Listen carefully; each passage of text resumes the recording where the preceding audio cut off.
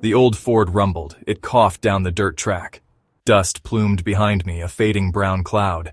Blackwood Forest waited. Its reputation preceded it, a chilling whisper across generations. They said no one spent a whole night there.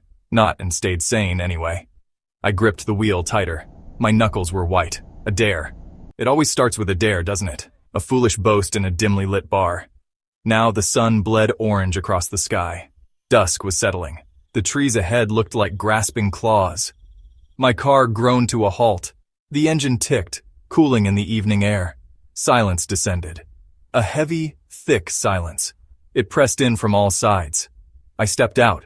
The air was cooler here, at the forest's edge. It carried the scent of damp earth. And something else. Something old. Something watchful. I slung my backpack over one shoulder. It held a flashlight, some water, and a rapidly dwindling supply of courage. This was it. The point of no return. The last sliver of sun vanished. Darkness began to claim the woods. The trees stood tall. They were ancient sentinels guarding secrets I was about to disturb.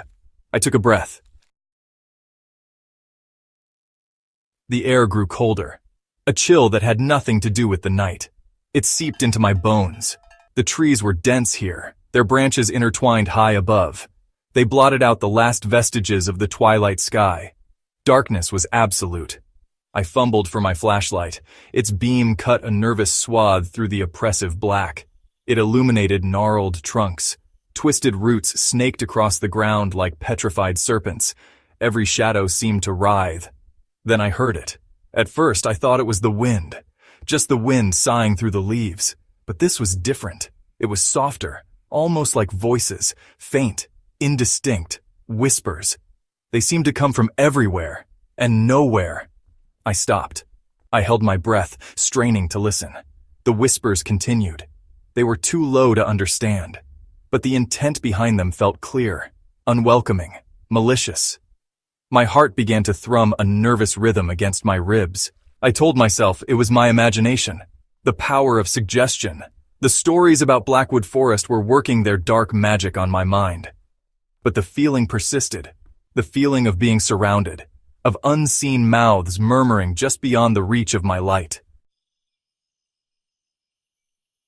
My flashlight beam flickered, just for a second, but it was enough to send a jolt of panic through me. I shook it. The light steadied, but the image it had briefly illuminated stayed seared in my mind. Shadows. Not just ordinary shadows cast by trees. These were different. They were deeper, more substantial. They seemed to move with a life of their own. When the light returned, they had receded, but I knew what I had seen, or what I thought I had seen. The shadows played tricks on my eyes. They stretched and contorted with every movement of the flashlight. A twisted branch became a skeletal arm. A clump of bushes morphed into a crouching beast. I knew it was my fear, my heightened senses. But the feeling was so real, so visceral. The forest was a canvas, and my terror was painting monstrous figures in its dark corners. I felt small, vulnerable, a tiny speck of light in an ocean of encroaching darkness. I kept glancing over my shoulder. The feeling of being followed was overwhelming. It was a prickling sensation on the back of my neck, a cold breath I couldn't quite feel. The feeling intensified. It was no longer just a vague sense of being watched. It was a certainty, a palpable presence. I could feel eyes on me, unseen, unblinking, studying my every move. The air grew heavy, oppressive. It was hard to draw a full breath. It felt like the forest itself was holding its breath, waiting, watching. My skin crawled. Every nerve ending was on fire. I wanted to scream, but my voice was trapped in my throat. I swept the flashlight beam in a wide arc, desperately searching for the source of this feeling. But there was nothing. Only the endless trees, the tangled undergrowth, and the suffocating darkness beyond the light's reach. Yet the sensation persisted. It was as if something was standing just inches away, hidden in the shadows, observing me with cold, detached curiosity. Or perhaps with something far more sinister. My hands were slick with sweat. The whispers grew louder, more insistent. They seemed to be calling my name, or a version of it. Distorted, elongated, chilling. I clapped my hands over my ears, but it was no use. The whispers were inside my head now. I had been walking for hours, or so it felt. Time had lost all meaning in this oppressive darkness. The path I thought I was following had vanished. Or perhaps it was never really there, just a figment of my hopeful imagination. Now I was truly lost, surrounded by an impenetrable maze of ancient trees. Each one looked identical to the last, a disorienting, terrifying sameness. My flashlight beam seemed weaker, or maybe the darkness was just growing stronger. Panic began to set in. A cold, clawing panic that threatened to consume me. I spun around trying to find a landmark, anything familiar. But there was nothing, just the endless, repeating pattern of bark and shadow. The whispers swirled around me, louder now, mocking my predicament. They seemed to enjoy my fear, to feed off it. I felt a sob escape my lips, a small, pathetic sound in the vast, uncaring wilderness. I was trapped. My steps became frantic. I pushed through thorny bushes. I stumbled over unseen roots.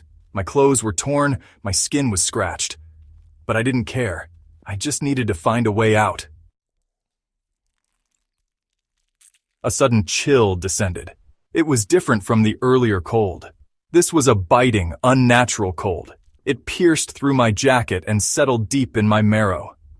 The temperature seemed to plummet in an instant. My breath plumed in front of me, visible in the flashlight beam like a frosty ghost. The whispers around me faded, replaced by an even more terrifying silence. A dead silence, the kind that precedes something truly awful. I hugged myself, trying to generate some warmth.